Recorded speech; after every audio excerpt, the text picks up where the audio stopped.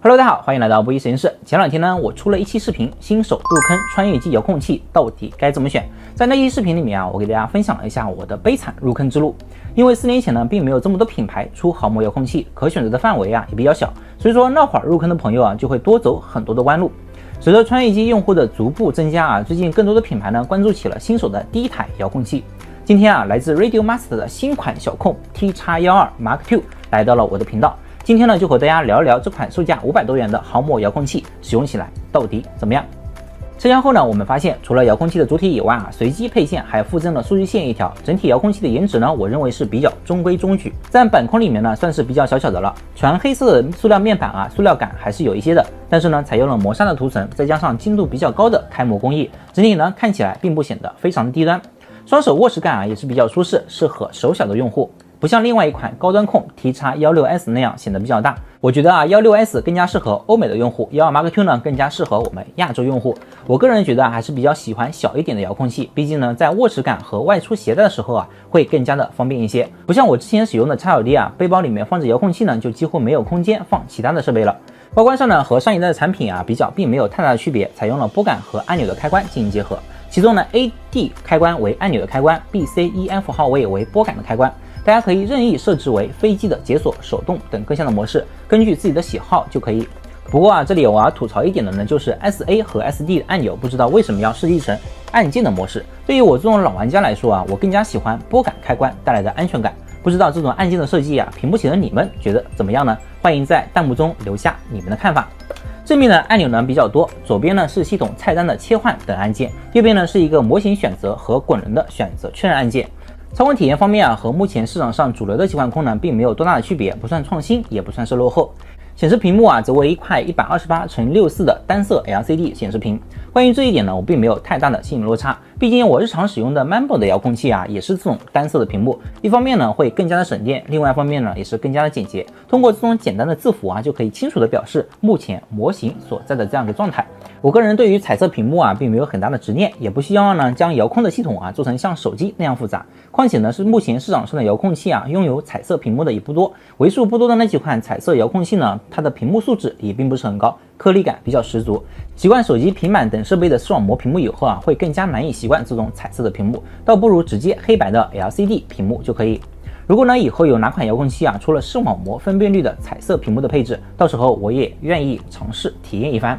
决定一款遥控器操控手感的啊，最终呢就是它的摇杆的部分了。值得称赞的是啊，这款500多元的入门控呢，竟然是安排了霍尔的摇杆。这里给大家解释一下什么是霍尔摇杆啊，这是因为内部的传感器呢使用的是霍尔的传感器，它是根据霍尔效应制作的一种磁场的传感器。霍尔电压随着磁场的强度变化而变化，磁场越强，电压越高；磁场越弱，电压越低。霍尔的电压值呢，通常是很小，通常呢只有几个毫伏，但是经过内部的集成电路中的放大器进行放大就能够使电压放大到足以输出较强的信号。那么在摇杆中使用霍尔游戏机的优点呢，就是精度更高，控制更为精准，且不存在损耗，寿命更久。相比较传统的入门控啊，使用的那种电位器的摇杆来说啊，因为电位器是一种可变的电阻，使用电刷滑动，从而改变电阻，因而呢产生的滑动摩擦，电位器啊使用损耗难以避免。因此呢，普通的电位器啊，它们的寿命比较低，所以遥控器选择霍尔摇杆呢，可能就会比我们使用电位器的摇杆来说啊更好的一些。并且呢，这款遥控啊还支持行程的调节，不需要拆开遥控器，直接在面板上进行螺丝调节，就可以将摇杆的行程在38度到54度之间进行自由的切换。遥控器的背面呢，就是我们标准的高频头解压舱，可以后期安装升级我们大号的标准的高频头啊，比如说小黑羊2代的高频头，或者是 ELRS 的高频头，都可以进行一个升级安装。不过我手上的这款控啊，本身就内置了250毫瓦功率的 ELRS 高频头，如果呢对功率并没有特别大的这种使用需求的话啊，其实也不需要进行一个后置高频头的升级了。内置250毫瓦呢，已经足够我们初级飞手啊入门使用。控身顶部啊是一个 Type-C 的数据接口和3.5毫米的铰链插口，还有一个折叠提手。控身的底部啊则是一个翻扣式设计的电池仓，打开电池仓呢，内部是一个18650的电池盒，内置2节18650电池呢就可以进行一个供电。但是呢，在这里要注意的是啊，这里只支持 RS 的锂电池，标压是3.7到4.2伏特的锂电池。底部呢还有一个 USB-C 的充电口，可以使用我们常见的手机充电器进行一个充电，还有一个 TF 卡的卡槽，内置256兆的存储容量。里面是遥控器的固件和系统，后续呢可以通过自定义音频来设置系统的音频文件。不过在这里也有个吐槽点，那就是这个电池仓呢很大，18650的电池盒呢又很小，直接扣上去的话，摇晃就会出现晃当晃当的声音。这就需要我们自己粘贴一个海绵上去避免产生碰撞。希望厂家以后呢在这个地方进行一个优化。说完外观我们再来开机看一下内部的操作系统Radio Master T-X12 Mark II 呢内置了 EdgeTX 的开源操作系统。实际上呢 EdgeTX 和我们之前常见的 OpenKTS 的操作系统几乎是一模一样的。那么为什么会出现这种极其类似的遥控器的操作系统呢？我也是翻阅了一些国内外的资料然后呢看到了这条简介，不知道大家对此怎么看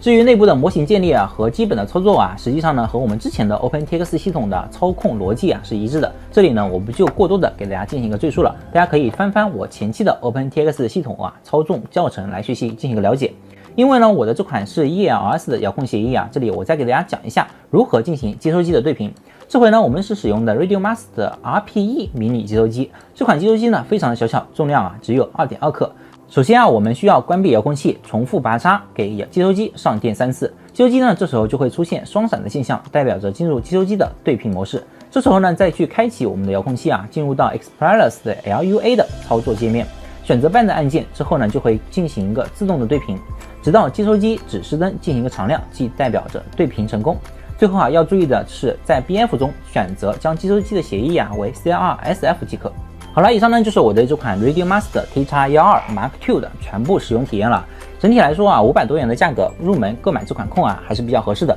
毕竟内置 ELS 的遥控协议呢也是省去了我们单独再购买 ELS 高频轴的费用，并且呢配套使用霍尔的摇杆也是非常的良心。要知道放在几年前这个配置没有1000打底倒是拿不下来的。不过过小的体积、特殊的 SASD 的按键设置，还有晃当有待改进的电池仓，这几个小问题呢就需要大家自己自我判断是否能够接受了。最后为了感谢一直以来支持布衣的小伙伴，特地呢我另外准备了一台全新的 T-X12 Mark II 作为礼物，随机抽取粉丝1名是免费赠送，只需要一键3连本视频点赞、分享、关注即可。最后我会在全网发布的平台中评论区随机抽取幸运粉丝1名进行个免费赠送，记得保留转发的截图，幸运的粉丝呢到时候需要进行个截图证明。好了，以上呢就是本期视频的全部内容希望通过我的客观分享体验帮助大家对这款入门遥控有了个更为深入的理解和感受。我是布衣，致力于客观真实的给大家分享每一款有意思的数码产品。我希望用心做好每一期的原创内容或许会给这个世界带来一点点小美好。如果大家觉得本期视频还不错，欢迎右下角点点小心心，分享加上关注后期将会持续给大家带来更多有意思的穿越机类目的评测，关注不踩坑。感谢各位小伙伴的支持，我们下期节目再见，拜拜。